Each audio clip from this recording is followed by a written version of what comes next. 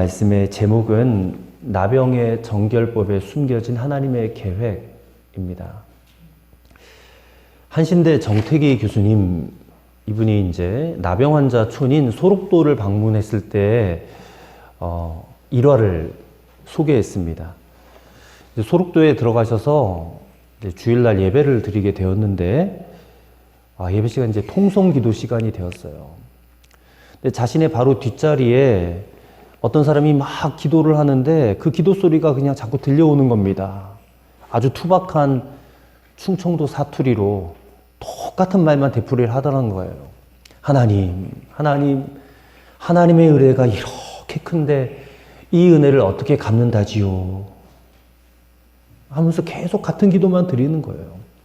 그래서 누구길래 이런 기도를 계속해서 드리나 해서 뒤를 돌아다 봤더니 한쪽 눈은 없고 두 손은 없어져서 팔뚝만 남았고 입도 코도 정상이 아니랍니다. 그런데도 하나님의 은혜가 이렇게 큰데 어떻게 제가 갚는데유 하면서 기도하는 거예요. 그래서 이 정태희 교수님이 그분이 기도하는 그 모습에 그냥 가슴이 푹 받쳐가지고 그분 다리에다 그냥 자신의 몸을 의지한 채 엉엉 울어버리고 말았다는 겁니다.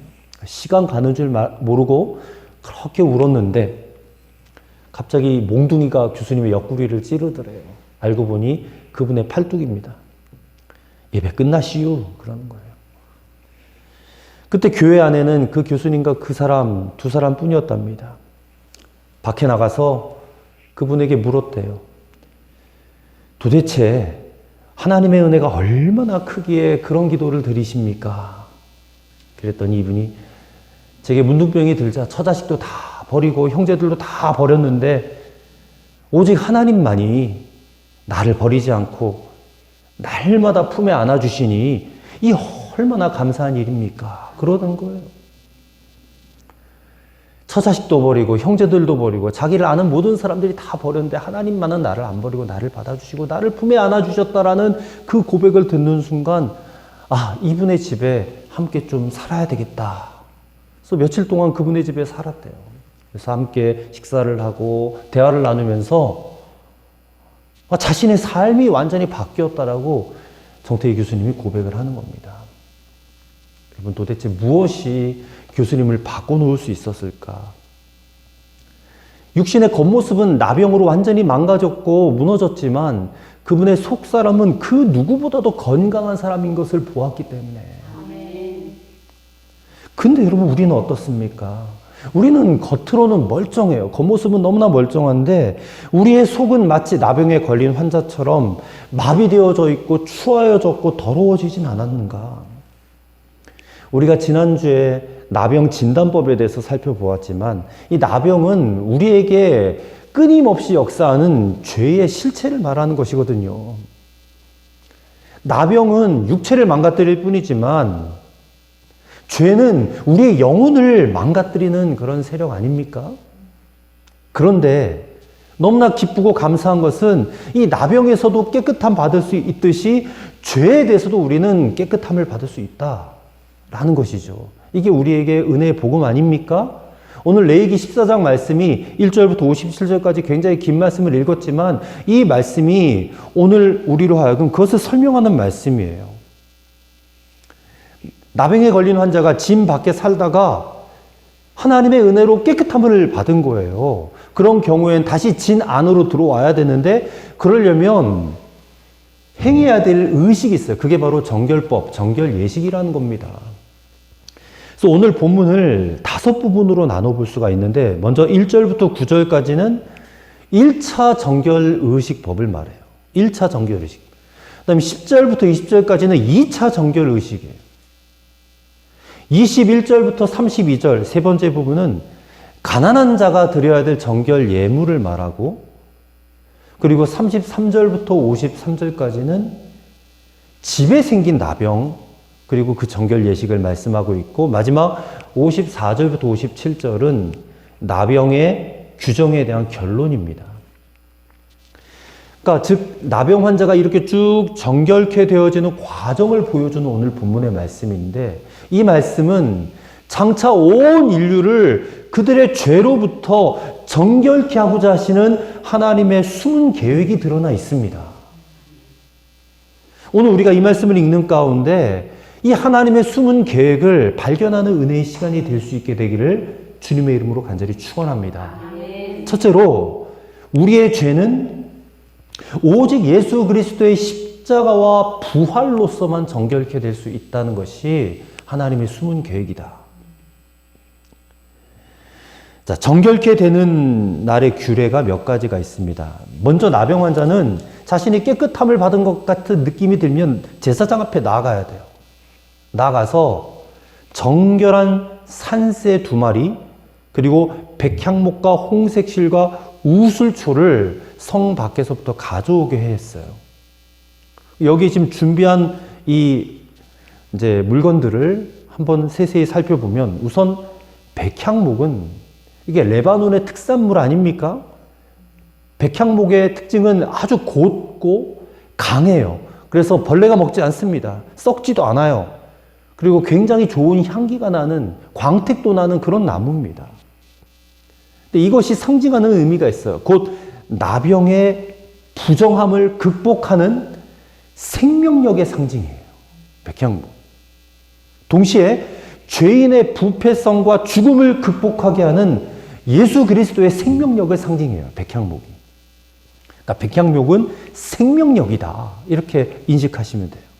그 다음에 준비해야 될 물건이 바로 홍색실인데, 우리가 그 성막 짓는 과정에서 자색, 홍색, 자색, 뭐 가늘게 낀 배실, 뭐 이런 이제 말씀들이 나오잖아요. 그 가운데 쓰여지는 그런 성막을 건축하는 데 쓰여지는 그런 물건이잖아요. 근데 이 홍색실은 특별히 나병의 회복을 상징하는, 생명을 상징하는 동시에 죄인을 죽음으로부터 구원해내는 그 능력을 가진 예수 그리스도의 보혈을 상징해요. 홍색실이잖아요. 빨간색이잖아요. 그래서 예수님의 보혈을 상징한다. 그리고 우슬초. 우슬초는 시편 51편에도 나오지만 이게 박하초 식물이에요. 굉장히 향기로운 냄새를 가진 그런 특성을 가지고 있어요. 그래서 이 우슬초에다가 희생제물의 피를 찍어서 이렇게 뿌릴 때 사용합니다. 이것은 어떤 의미를 가지냐면 나병의 부정으로부터 정결케 하는 능력에 대한 상징임과 동시에 죄인을 정결하게 한 그리스도의 속죄 은혜에 대한 상징이기도 해요. 그러니까 세 가지가 다 예수 그리스도의 구원하시는 능력을 나타내는 거예요. 백향목, 홍색실, 우슬초, 다 우리 죄를 사하시기 위하여 예수님께서 이루어 놓으신 일들을 떠올리게 한다라는 것입니다. 그런데 정결한 산새 2마리도 가져오라 그랬잖아요. 근데 이 정결한 산새에 대한 상징은 더 놀라워요. 자, 첫 번째 새를 잡습니다. 어디서 잡냐면 5절, 6절 말씀 보니까 흐르는 물 위에서 잡으라 그랬어요. 거기서 피를 흘리라 그랬습니다. 그런 다음에 남은 새 1마리를 그 피에 적시래요. 적셔서 그 피를 나병 환자에게 7번을 뿌리고 정하다라고 말을 하라는 겁니다. 그런 다음에 그 산새는 들에다가 놓아주래요. 7절에. 자, 이것이 무엇을 의미하냐면 우리가 죄의 권세로부터 노임을 받고 새로운 생명을 얻게 되는 것을 분명히 보여주는 거예요. 보세요. 첫 번째 새를 잡았어요. 죽였어요. 흐르는 물 위에서 피를 흘리겠다는 것입니다. 이것이 뭘 의미하냐? 우리 주님께서 십자가에서 피 흘려 죽으신 속죄의 죽음을 의미합니다. 그리고 남은 새 1마리, 이 새는 죽지 않았어요. 남은 새 1마리는 산채로 가져다가 흐르는 물 위에서 잡은 새의 피를 찌고 7번 뿌리고 들에 놓아주라 그랬어요. 이것은 우리 주님의 부활을 상징합니다. 그리고 7번 뿌리라고 하는데 7이라는 수는 완전수잖아요. 이 구원이, 죄사함이 완전한 구원, 완전한 속죄를 의미한다는 거예요. 다 영적인 의미가 있습니다. 또 이 모든 의식들을 흐르는 물 위에서 또 하라 그랬어요. 흐르는 물. 물 하면 뭐가 생각납니까? 세례가 생각나죠. 세례가. 물에 잠기는 것은 죽음을 의미하고 물에서 다시 올라오는 것은 새 생명을 얻는 것을 의미하잖아요. 그래서 세례는 죽음과 부활을 의미합니다. 십자가에서 대속의 죽음을 죽으신 주님과 함께 우리 죄인들은 죄에 대해서 죽고 부활하신 주님과 함께 의에 대해서 다시 살아나는 거예요. 즉 나는 죽고 예수로 다시 사는 것. 나 죽고 예수로 사는 것. 여러분, 나병 환자가 이렇게 제사장에 의해서 정결하다라고 선언을 받았어요. 그럼 바로 집에 들어갈 수 있는가? 또 그렇지 않습니다. 바로 집에 들어가지 못해요. 또 어떤 의식을 거쳐야 되느냐? 자기 옷을 빨고 자기 몸에 나오는 모든 털을 다 밀고, 머리털부터 모두 발가락까지 있는 모든 털을 다 밀고 또 온몸을 깨끗이 씻으라고 그랬습니다.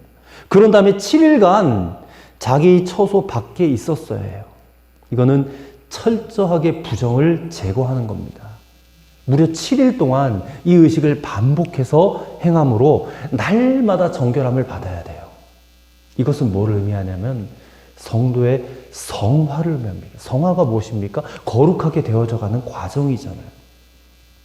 새 생명 얻은 것으로 끝나는 게 아니에요. 새 생명 얻은 사람들도 날마다 성화를 이루어 가야 된다. 여러분, 죄인 된 우리가 예수님의 보혈로 의롭다함을 받고 난 다음에 끝난 게 아니라 우리도 날마다 마치 한 계단 오르듯이 그리스도의 완전함에 이르는, 거룩함을 이루는 성화로 주님 앞에 설 때까지 계속해서 가야 될 줄로 믿습니다. 이렇게 정결함을 받은 나병 환자가 이제 이스라엘 진 안으로 들어올 수 있는 자격을 얻게 되는 거예요. 즉 우리는 우리 예수님의 십자가와 부활 사건으로 인해서 우리가 하나님의 아들과 딸의 자격을 얻고 그분의 가족이 되어서 날마다 성화를 이루며 하나님 나라 갈 때까지 신앙의 여정을 우리가 계속해서 나아가야 될 줄로 믿습니다.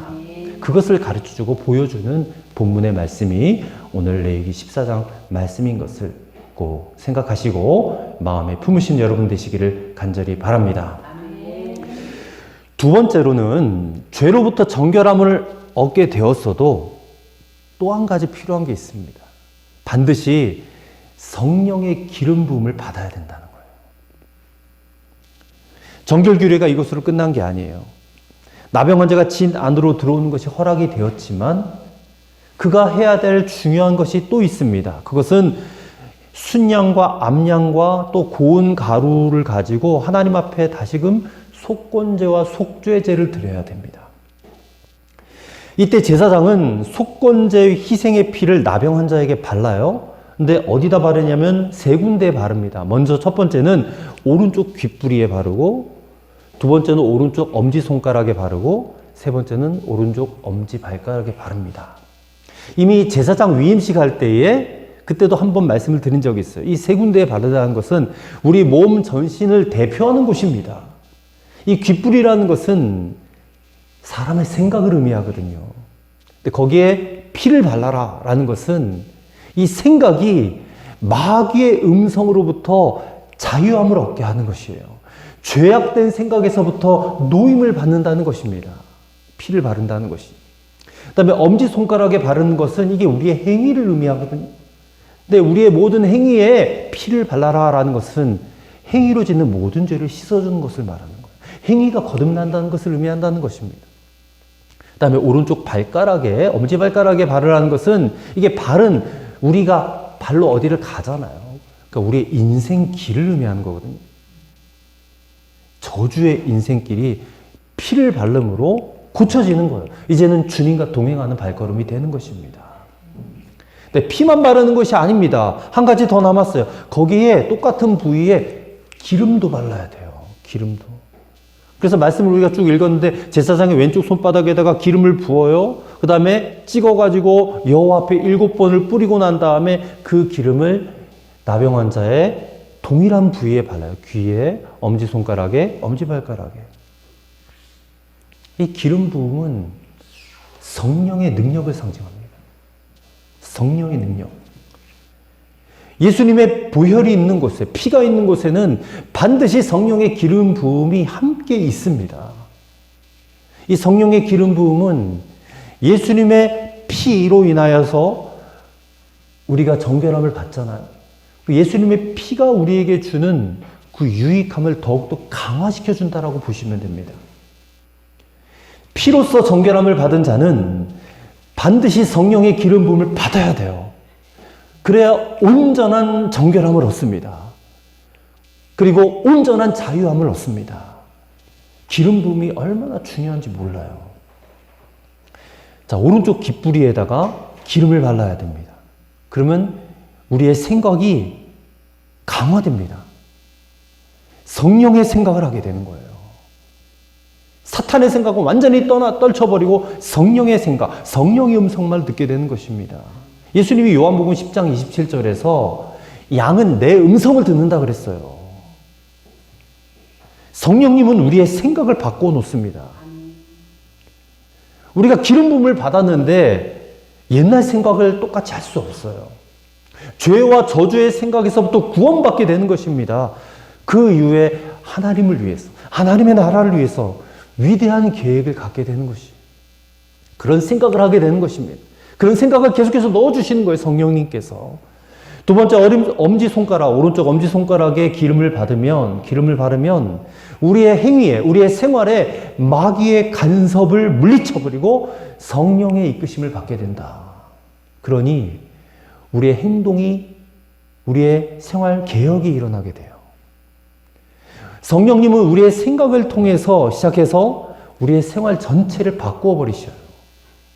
사랑하게 만들고, 부지런하게 만들고, 정직하게 만들고, 긍정적인 말을 하게 하고, 그리고 겸손하게 만들고, 그리고 모든 일에 자신감을 갖게 만들어요.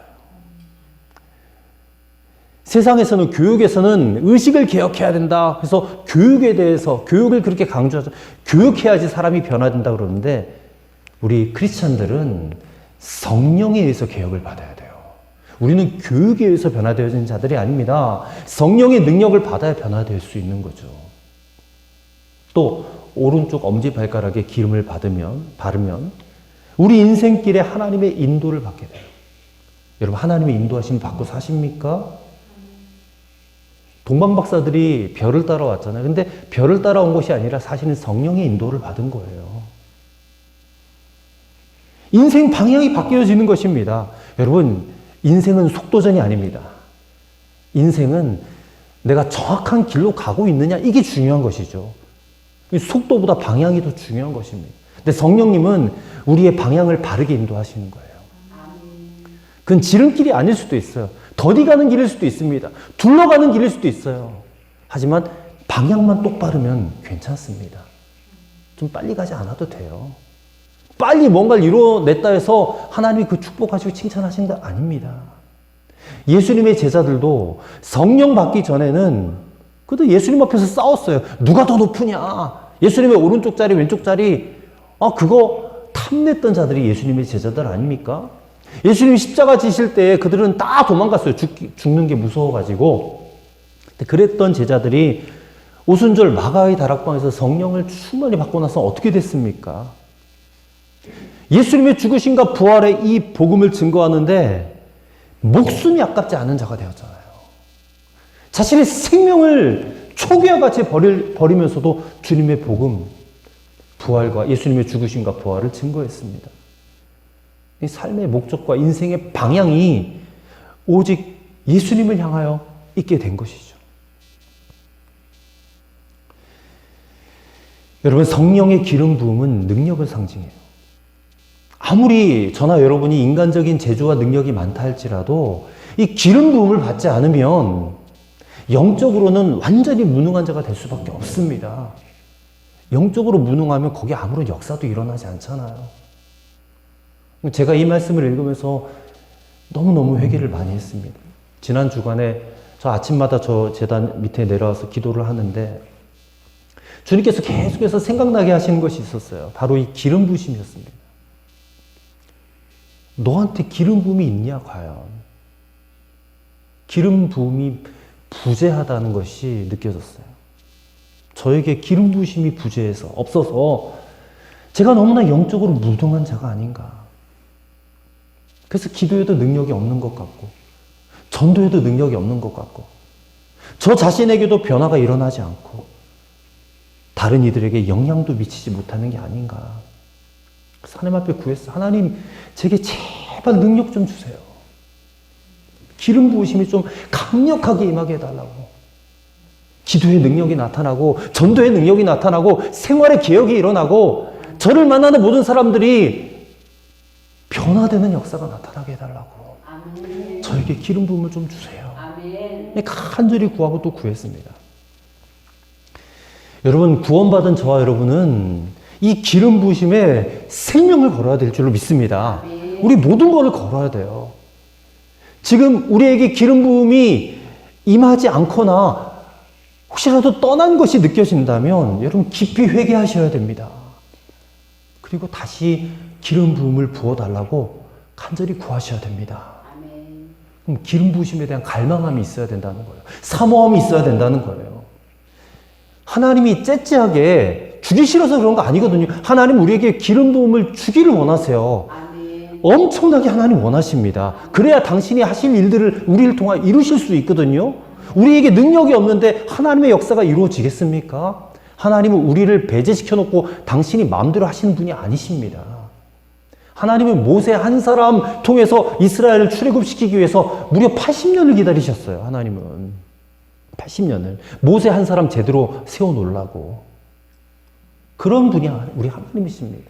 우리가 기름 부으심을 간절하게 사모하고 우리가 주님의 도구가 되겠습니다. 우리가 주님의 능력을 나타내는 그런 복음의 통로가 되겠습니다라고 정말 간절히 원한다면 하나님이 기름 부음을 안 주실 이유가 없잖아요. 그렇지 않겠습니까?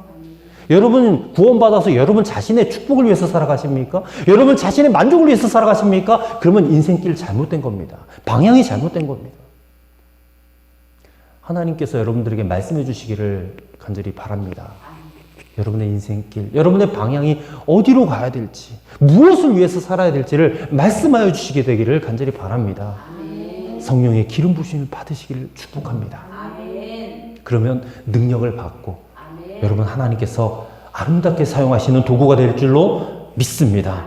오늘 성령의 기름 부음을 받아서 여러분 듣고 보고 생각하고 행하는 모든 여러분의 삶 전체가 완전히 변화되어지고 개혁되어지게 되기를 간절히 축원합니다. 세 번째로 우리가 영원히 거하여야 될 처소, 안식처는 바로 예수 그리스도 한 분뿐이라는 겁니다. 그것이 오늘 하나님의 감추어진, 숨겨진 계획이다라는 것이죠. 자, 33절부터는 집에 생기는 나병에 대한 규례입니다. 지난주에는 옷에 생기는 나병 말씀드렸잖아요. 근데 이번엔 집에 생기는 나병이에요. 근데 사실 집이나 옷에 생기는 나병이라는 것은 곰팡이 종류입니다. 곰팡이. 주석가들이 그렇게 해석을 해요. 그러니까 곰팡이가 집에 발생했을 때에 이제 집주인은 제사장에게 달려갑니다. 달려가서 우리 집에 와서 좀 봐주세요. 요청을 해야 돼요. 그러면 제사장이 뭐라고 말하냐?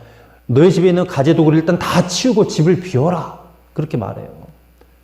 그리고 제사장이 진단을 합니다. 가서 그 색점을 볼 때에 푸르거나 누르거나 붉은 무늬의 반점들이 생겨나고 그 벽보다 우묵하게 패이면 일단 7일 동안 집을 폐쇄시킵니다. 아무도 못 들어가는 거예요.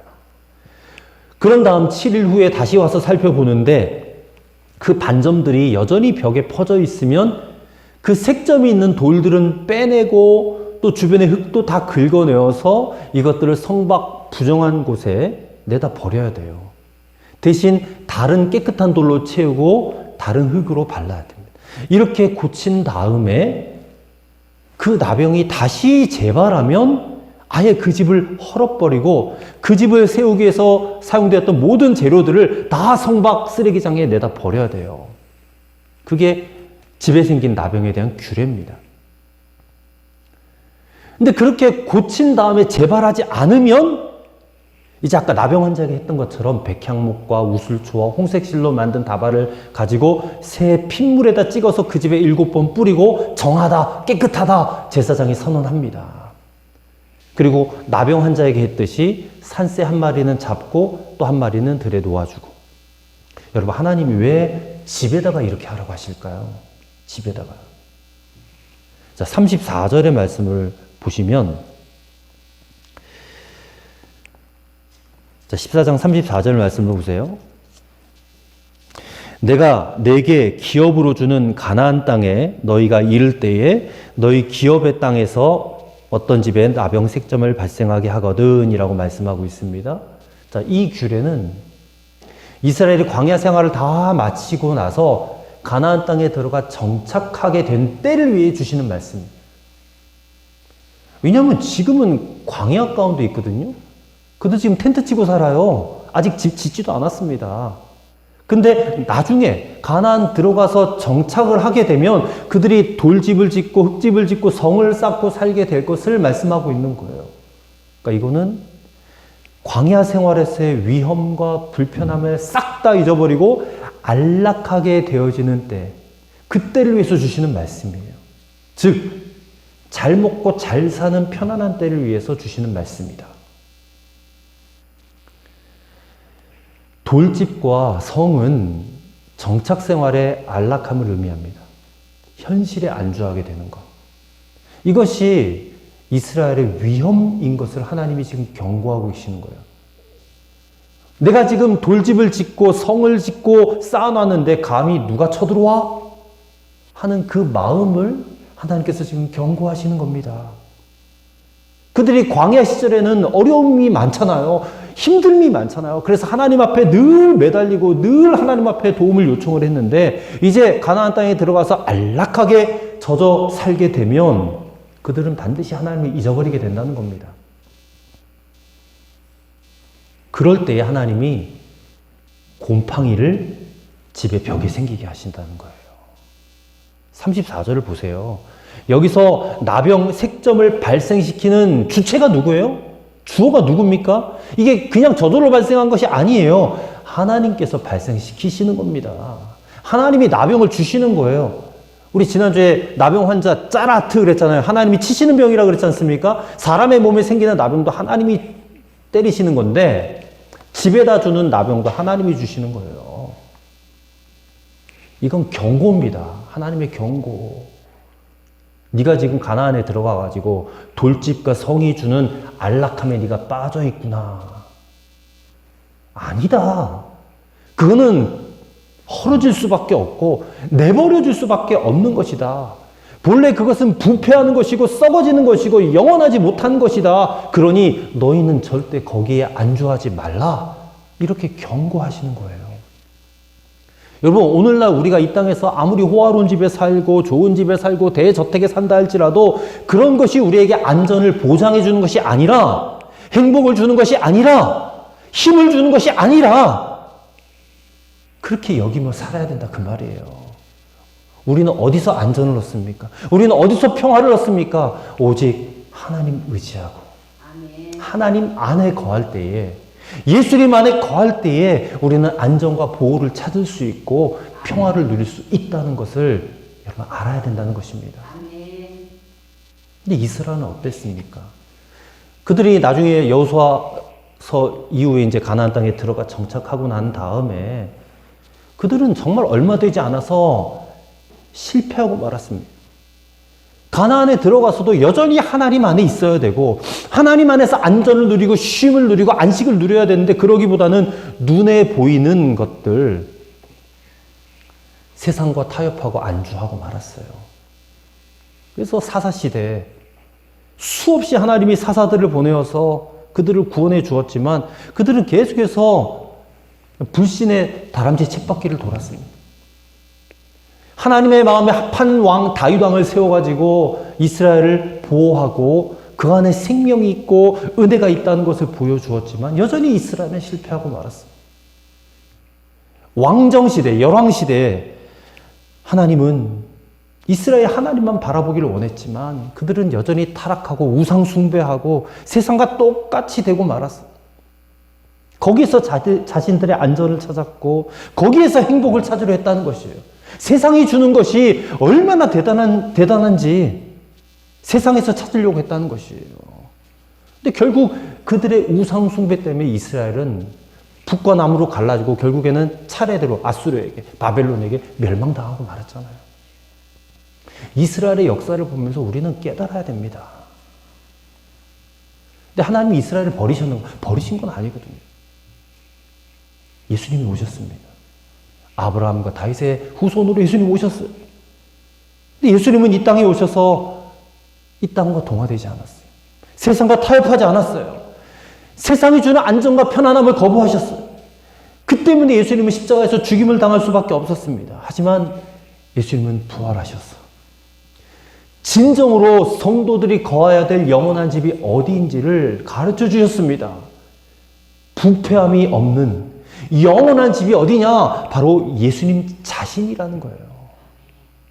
그래서 요한복음 15장 너희는 내 안에 거하라 그러잖아요. 딴 데 거하면 안전이 없다, 평화가 없다, 만족이 없다. 너희는 내 안에 거하라. 여러분, 정말 저와 여러분이 예수님을 영원한 집으로, 안전한 집으로 생각하고 오직 예수님의 말씀만을 영원한 생명으로 여기실 수 있게 되기를 간절히 바랍니다. 예수님 외에는, 그리스도 외에는 이 세상에서 부패하지 않은 곳이 없어요. 더럽히지 않은 곳이 없습니다. 이 세상에 그 어떤 것도 우리의 보호와 안식처가 될 수 없다는 것을 여러분 기억하셔야 됩니다. 결국은 다 썩어지고 부패하고 없어져 버릴 것들이에요. 사랑하는 성도 여러분, 우리의 참된 보호자요, 우리의 참된 안식처는 오직 우리 주 예수 그리스도 한 분뿐인 것을 믿습니다. 아멘. 그러니 이 세상을 신뢰하지 마세요. 물질을 신뢰하지 마세요. 안주하지 마시기 바랍니다. 그거 사랑하지 마세요. 우리가 사랑할 대상은 오직 예수님 한 분뿐입니다. 아멘. 예수님만 사랑하시고 예수님의 그 사랑으로 여러분 이웃을 사랑하시기를 간절히 바랍니다. 아멘. 예수님을 영원한 여러분의 보호처로, 안식처로 삼고 살아가시게 되기를 바랍니다. 예수님만이 여러분에게 완전한 안전을 주시고 완전한 행복과 평화를 주실 수 있는 분이신 것을 믿으시기를 바랍니다. 오늘 우리가 그 믿음을 회복하면 되는 거예요. 아멘. 이 짧은 한 시간 예배 드리면서, 말씀 들으면서 주님, 제게 예수님 한 분이면 충분합니다. 그 믿음을 부어주세요. 아멘. 그 안에 우리에게 부어주는 주님의 평강이 있고 주님의 사랑이 있고 아멘. 주님의 은혜가 있게 될 줄로 믿습니다. 아멘. 그 믿음으로 또한 일주일을 주님 안에서 거하며 행복하게 복되게 살아가시는 여러분과 저가 되기를 주님의 이름으로 간절히 축원합니다. 아멘. 기도하겠습니다. 하나님 아버지, 나병을 통하여 우리에게 죄의 실체를 알려주셔서 감사를 드립니다. 그리고 나병이 깨끗하여지듯이 우리의 죄도 예수님의 십자가와 부활로 깨끗하게 됨을 믿습니다. 아멘. 그러나 거기서 끝이지 말게 하시고 성령의 기름 부음을 부어 주옵소서. 아멘. 우리의 생각과 행동과 모든 인생길 가운데 성령님의 이끄심과 축복을 보호받고 안식할 처소는 오직 예수님 한 분밖에 없음을 믿습니다. 영원히 예수님 안에만 거하며 살아가는 성도들이 되게 하여 주시옵소서. 아멘. 우리 주 예수님의 이름으로 간절히 기도하옵나이다. 아멘.